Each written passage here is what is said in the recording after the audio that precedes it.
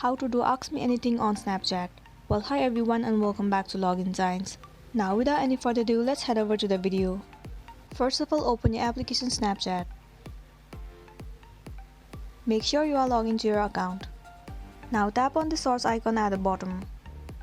It will land you on this page. In the search bar, you need to search for Ask Me Anything.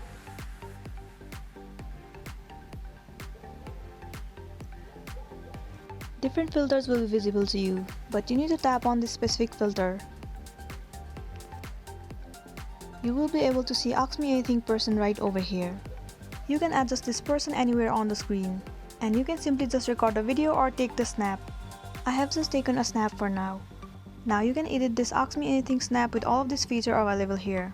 Once you are done editing the snap, you can just tap on next and send the snap to the people that you want on Snapchat. So this is it for today, and this was a tutorial video on how to do Ask Me Anything on Snapchat. I really hope this video is gonna help you out. Thanks for watching it till the end.